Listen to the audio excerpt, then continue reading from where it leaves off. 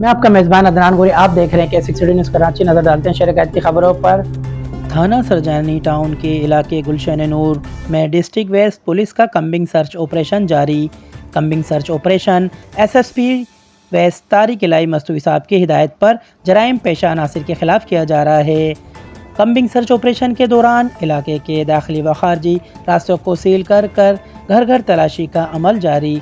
Biometric तलाश device की मदद से मुश्तबा इशाक की वेरिफिकेशन तस्दीक का अमल भी जारी है।